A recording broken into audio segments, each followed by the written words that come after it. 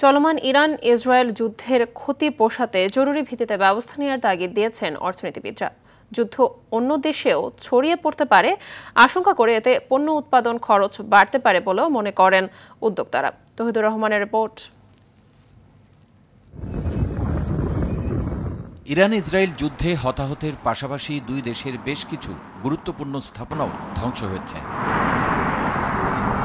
এরই মধ্যে বাণিজ্য জাহাজ পারাপারের গুরুত্বপূর্ণ পথ হরমুজ প্রণালী বন্ধ করে দেওয়ার হুঁশিয়ারি দিয়েছে ইরান। প্রতিদিন প্রায় 2 কোটিরও বেশি ব্যারেল তেল এই প্রণালী দিয়ে নিয়ে যাওয়া হয়। ইরান হরমুজ প্রণালী বন্ধ করে দেওয়ার হুঁশিয়ারিতেই আন্তর্জাতিক বাজারে জ্বালানি তেলের দাম বেড়ে গেছে। বাংলাদেশের বিদ্যুৎ উৎপাদনের বড় অংশ গ্যাস এবং তেলের উপর নির্ভরশীল, আবার জ্বালানিও আমদানি নির্ভর। এর ফলে উৎপাদনে নেতিবাচক প্রভাব পড়বে বলে আশঙ্কা করছে তৈরি পোশাক মালিকদের সংগঠন বিজিএমইএ। যুদ্ধটা আমাদের জন্য একটা নতুন চ্যালেঞ্জ, কারণ হচ্ছে এরপরে যদি ফলে তেলের দাম বৃদ্ধি পেলে সেটা একটা রিকারিং এফেক্ট সবার উপর পড়বে এবং পোশাক শিল্প এর থেকে বাদ যাবে না।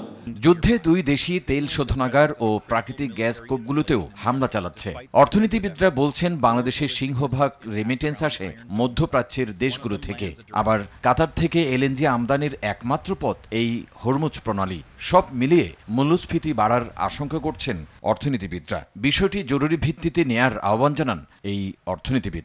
আরও দেশ যদি এটাতে জড়িয়ে পড়ে তার অ্যাকচুয়ালি সম্ভাবনা আছে। আমাদের এই মুহূর্তে প্যানিক করার বিষয় নয়, বাট আমি বলছি যে এই যে একটা র্যাপিড রেসপন্স সিনারিও এক্সারসাইজ, এটা খুব জরুরি ভিত্তিতে করা, দক্ষতার সাথে, এটা আমলাতান্ত্রিকভাবে নয়। তবে ইতিমধ্যে অর্থ উপদেষ্টা ডক্টর সালেউদ্দিন আহমেদ জ্বালানি তেলের দাম বাড়বে না বলে জানান। গ্যাস প্রাইস বা এলএনজি প্রাইস যদি বেড়ে যায় এটা উইল টেক কেয়ার। অনেক দেশ কিন্তু বাড়াইতেছে না, আমরা ওটাতে এখনো তৌহিদুর রহমান, RTV, ঢাকা।